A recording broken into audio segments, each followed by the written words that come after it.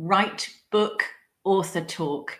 It's lovely to see you here today, and thank you so much for joining us for this new Write Book Author Talk. The difference between living with and without purpose lies in avoiding burnout and dissatisfaction from external pressures which overshadow personal values, and instead, through meaningful connection and authentic fulfillment, embracing a focus on why.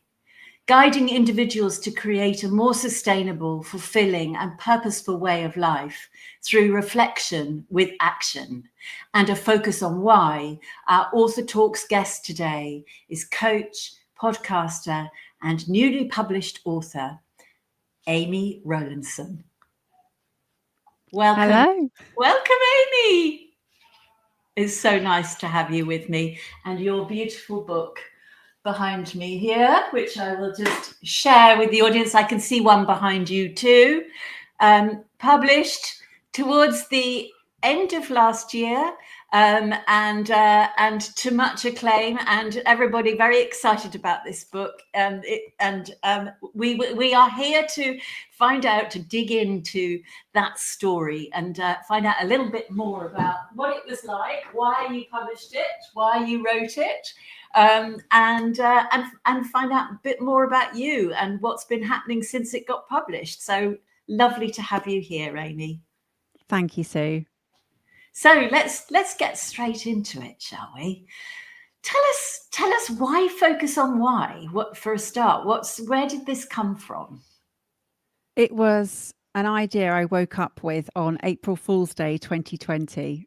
And it was as a result of wanting to have a podcast because a business had just fallen by the wayside at the beginning of lockdown in March, a week before my business partner and I decided to close down that business. And I love podcasting. We had a podcast together and I didn't want to give up the medium of that. So I was thinking, well, what can I talk about? And that was it. I woke up with the idea and the rest is history. Yeah, amazing story. I remember you telling me the original story, and because was it a property development business or a property renting? Yeah, so it was helping people to build portfolios, and it was focused on the practical side of property investing. So the things that you didn't get taught on the courses that many people have been on. And my business partner was a builder, so he had a really good practical side. And I'd also had the learned experience of having done many renovations and alterations to properties to understand where the pitfalls could be. So that's what we were doing together. And we had a really big in-person network event. We had 75 people coming every month, and we then started a podcast, and the podcast was very successful very quickly because it was us telling the truth around what could happen and giving lots of tips. So it really was a resource that was well needed. And I thought we were going to take our training online, but no, it was not the way. And I really do feel that we gave each other a great opportunity to focus on why we were doing what we were doing. And it was a really good reflection to understand, actually, yes, I loved elements of what I was doing, but it wasn't really what I was meant to be doing. This is. It's so funny, isn't it? How sometimes that, we're on a path and then suddenly something happens. And of course, in your case, in some very strange way, you must have felt like at the beginning of COVID, like a lot of people, that pandemic hit and it's like, what on earth's going to happen? And yet in some ways it delivered up to you the most incredible sort of new opening and an ability, your ability to create actually what was really, really your purpose and your why, if you like. Yeah, I can't believe it's coming up to 5 years in March. So yes, 23rd of March 2020 was when all of this journey really started, albeit that the seed had been planted already, I think, in many ways. And that will surface as we carry on talking, I'm sure. Yeah, indeed. So tell us a bit about the podcast. How did it all start? I mean, obviously you'd done the very successful one with your original business, so it was, you had everything in place, you knew what you were doing, but focus on why. What did you do? How did you get that one off the ground? Well, I just started recording. I had one guest already lined up for the other podcast, actually. And on that morning, I said, full disclosure, we're no longer doing this podcast. How would you fancy being the first guest for this episode, or this new podcast that's coming? And she was fair game. It was Sam Rathling, and she ended up being, I think, episode 5 in the end of the actual, when it came out. But it was really interesting because having someone else trust in you that you're going to deliver on a podcast that had 0 listeners at that time. It wasn't even launched. It wasn't even out there. And the conversation went really well. And at the end of that, I knew that this was going to be a great show, that this was going to really work. And I've just come off the back of recording a podcast this afternoon. And again, I'm shining the light on what people are doing, what's important to them, and why that matters, because it's so important for people to be doing meaningful work. And when they do, and when they come together, and how that all manifests and what the ripple effects are, it's just incredible to see. So what I'm really focusing on is shifting that unfulfilled element of people in the world to understanding how they can find and appreciate how to be fulfilled. And that's what the podcast is there to do. Gallup reports are showing at the moment that 77% of the global workplace that people are either actively disengaged or they are not engaged in their work.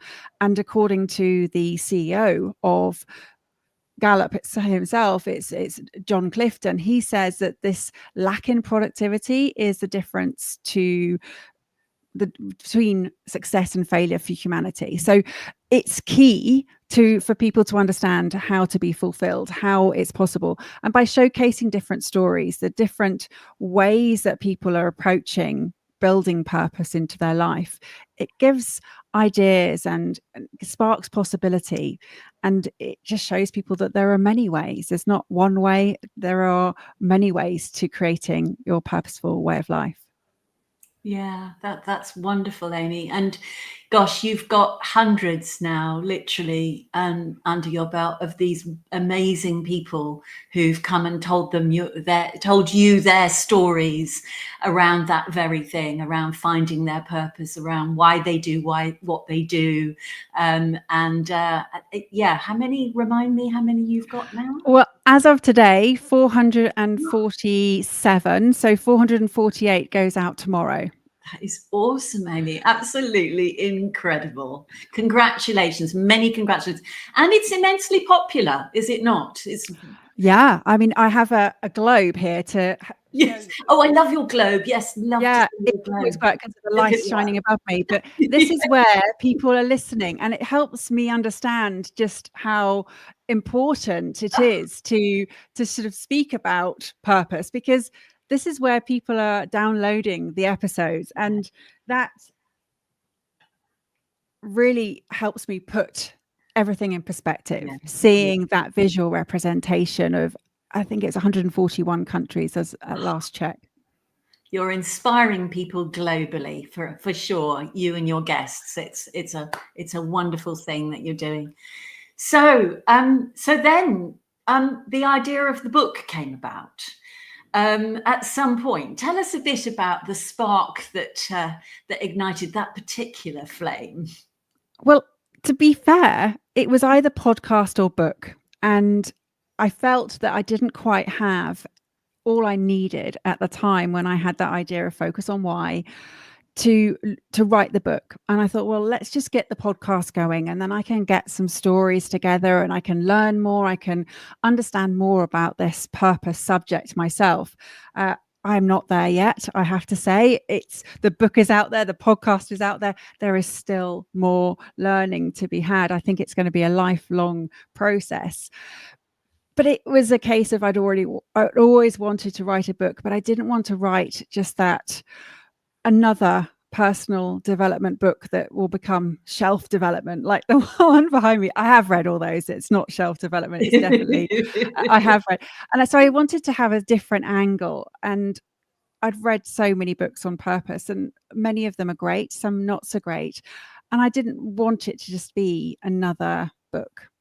I wanted it to be something different. So I just thought, I'll hold on until that idea came. And even when I joined the book buddies with you, Sue, I still didn't have that idea of how it was going to be formed. And that was 2 years later. That was in 2022, I think. So it's taken a while. It has. To evolve. Yeah, it has indeed. And then something magical happened, did it not? Yes and no, because it was the really sad event of my grandmother suddenly passing out. She died, and it was a case of going through her things. My mother and I went through her things, and she didn't have much. She had been quite good at clearing out over the years, and so all she had left were just a few boxes and a few bookshelves of things that were very special to her.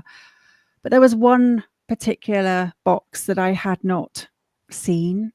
In fact, my mum hadn't seen it either. And in that box, amongst many things, was my grandfather's commonplace scrapbook, of which it's here.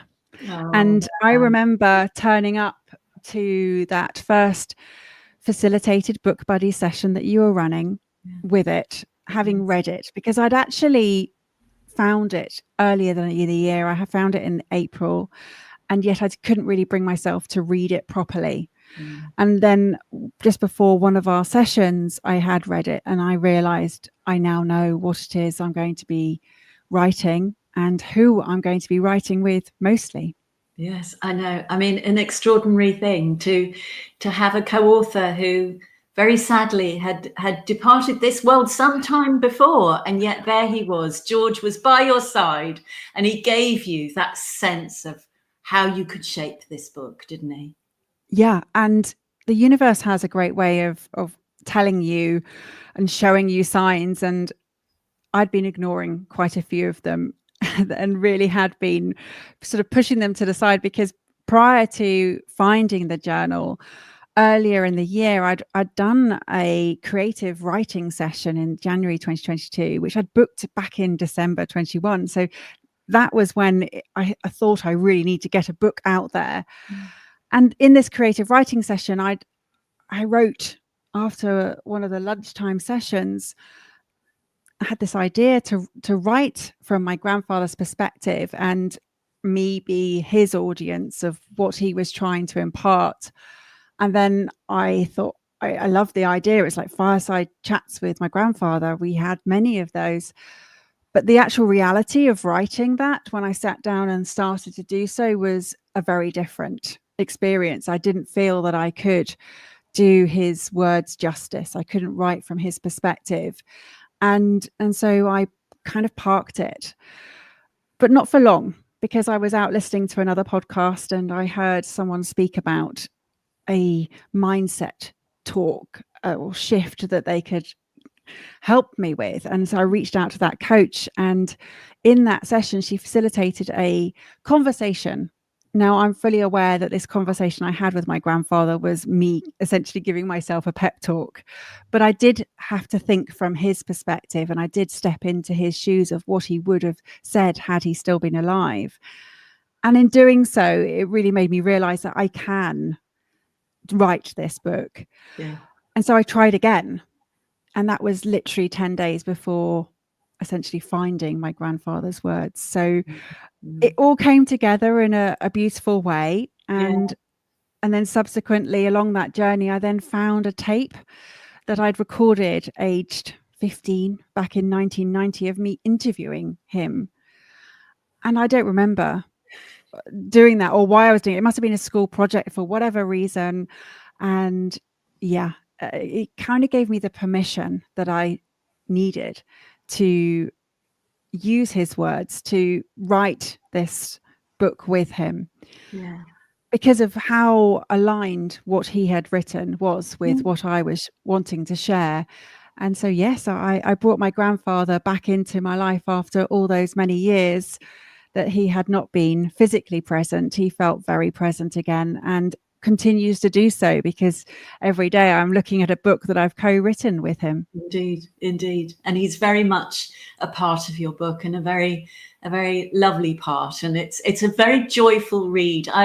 I love to talk about your book when I'm at the book fairs in London and Frankfurt. I people come along and they say, "Oh, focus on why," and I love talking about your book because it is so unusual. And I tell them the story about about your grandfather's experience in the prisoner of war camps, and that what he created so much meaning out of that, and how you've used and you've woven in so skillfully those musings, those reflections, those experiences of his into your own work. And so it really is a co-authored book. It's a fabulous, it's a triumph, Amy. Many congratulations. So yes, so let's talk a little bit more about the book, actually. What is it, perhaps that you would like people really to take from it when they read it? What is it that what journey do you want to take people on when they pick up your book? Well, the journey is such that they are creating and building more purpose into their life. But I've been very mindful not to be prescriptive. And it's a feedback that I've actually received from a lot of people, that's how it has been received, that they feel that there is direction, but it hasn't been, this is the way.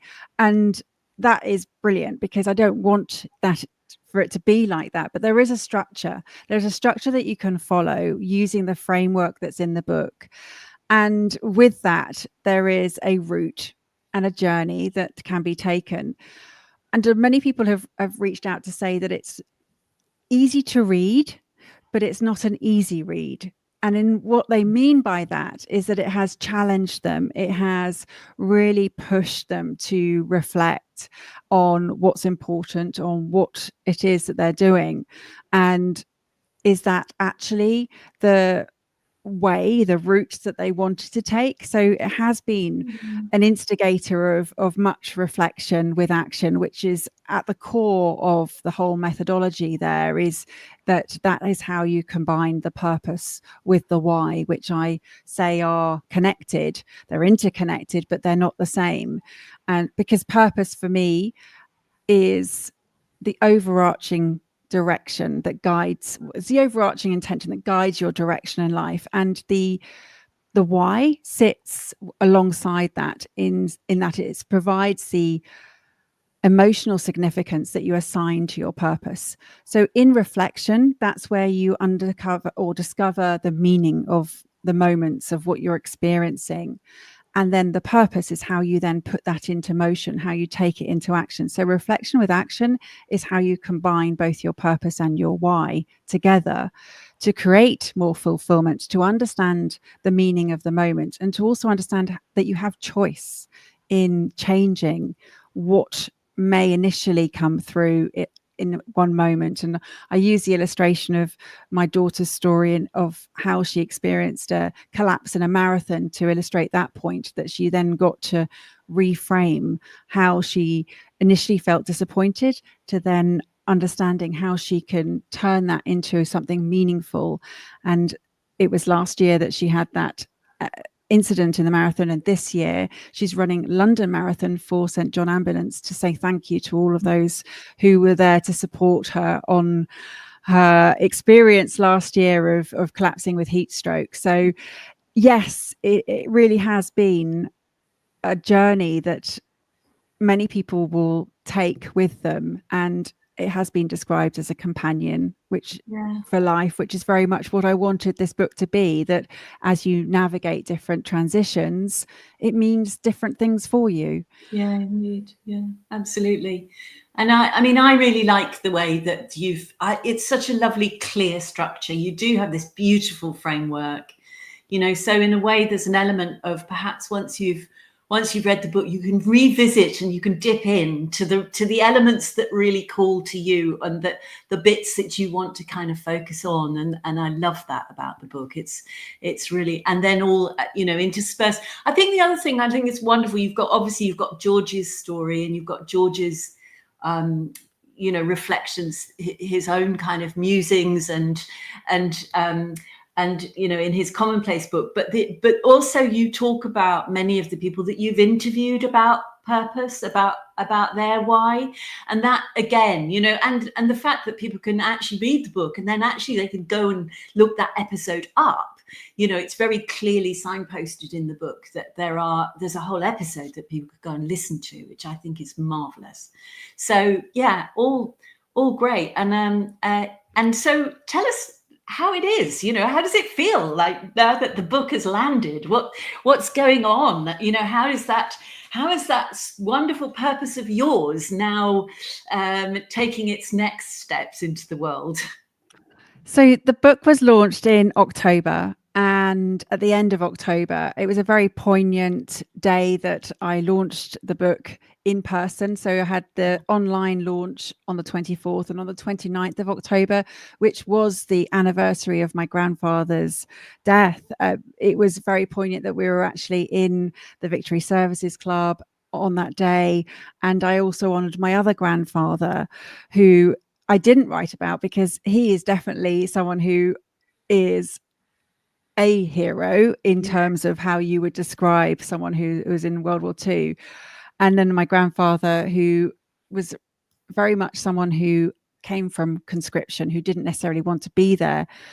How's it been since that day of the launch? It really has been a bit of a roller coaster, because I was on such a high in terms of the book being out there and people then wanting to read it and listen to it. The audiobook's been a particular triumph, actually. It really has surprised me, the feedback I've received from that. I'll share that in a moment. And then I was exhausted. And I have to say, around Christmas time, I just took some time away because I wanted to come back this year and then come again with the energy, because the whole process of writing and launching and then marketing and publishing, it is a very time-consuming process. Yeah, and I wanted to give it justice properly. So I did take some time out and just let it sit there over Christmas. It was a really good timing for me, actually.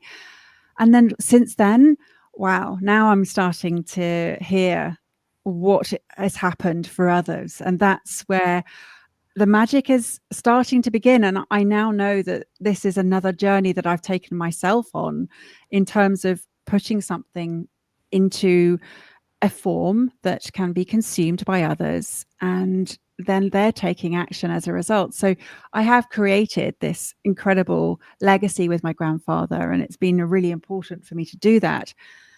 And there have been things that I didn't expect to happen as a result. And that's what's been incredible, really has been incredible, actually. The feedback I've had from the audiobook is such that it really brings it to life. And yes, on paper, you can read the stories and of people who have been in the podcast and from my grandfather's perspective, but having the two voices has been really quite dramatic or I guess really hit home for a lot of people who have been listening to the audio version. Absolutely. And you managed to get your book into a rather famous library, I believe.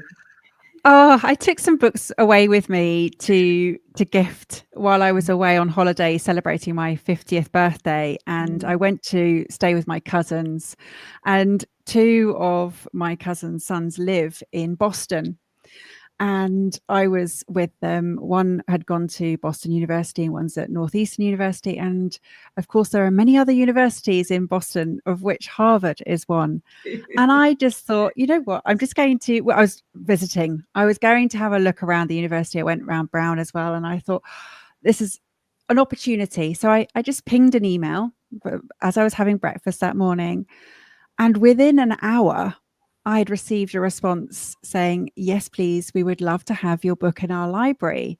and it would serve a much needed resource for them, because the librarian explained just how important study was, and often to the expense of other areas of their life, and this would give them great understanding and balance. And so I followed it up, and I did leave them 2 copies, and it's gone into the library. And I then had another email explaining exactly what it was going to do for the students, and how it would, for them, give them that balance and support, and as a resource, really help them to put life into perspective, particularly reading George's side of the story of facing unimaginable challenges and surviving and remaining optimistic about life. And it would help to put worries into perspective. So yes, my book, or 2 copies of my book, are available in Harvard, and yes, also available at all bookstores, I should say. Absolutely. Totally available. And yes, for anyone who wants to focus on why, obviously we are going to highly recommend Amy's book. But also, do pick up, if you haven't discovered her podcast yet, folks, please, make sure that because there are some amazing guests. I have been honored to be a guest on Amy's podcast myself some time ago, and it was tremendous fun to do. And I think that you are an absolute pro, Amy, and it's a joy to have published your book, and it's a joy to be seeing it going out into the world in the way that it is. I have to say that one of the things that, one of my favorite quotes actually from your book, which I'm just going to share because it just goes back to that point which I think you make, and you make it so clearly through the book, that it's when you couple reflection with action, that's when true growth occurs. And I think, you're a fantastic example of that. And the stories that you get people to tell you on your podcast is that's where you go. That's where you take people from reflection into action. And that's where we really discover ourselves, where we discover what our purpose is and how we can move forward. So what's next for Amy? What's next for Focus on Why? Well, I have got quite a few plans, and what that means is I was wanting to write the book and have a program so that there can be a self-study way of navigating this. And I never really knew which was going to come first. The book came first. The program is now in motion. I'm putting together that. And then there's also going to be an opportunity to work through as a group program, so that's also going to be coming very soon. Brilliant. So the model is there. In fact, my coaching clients are already using many of the exercises. I had a coaching client this morning who said, right, I'm going to do this exercise and that exercise. They're literally self-prescribing the exercises to do off the back of the coaching sessions, which is just an absolute dream for me.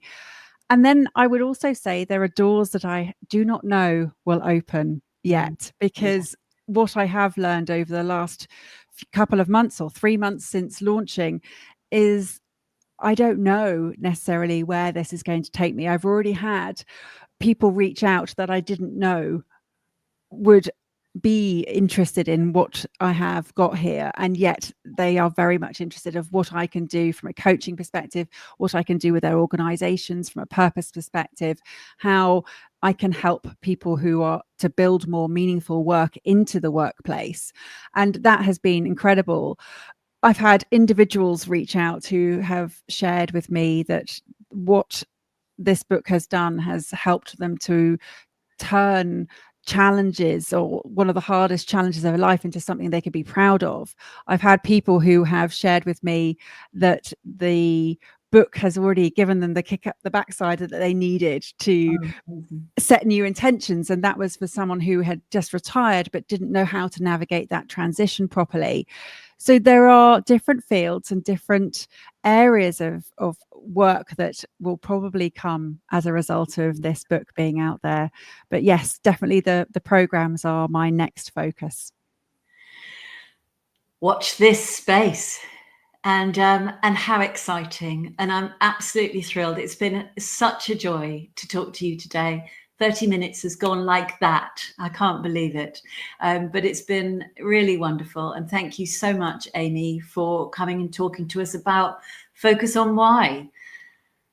Thank you, Sue. It's been an absolute pleasure. Cheerio.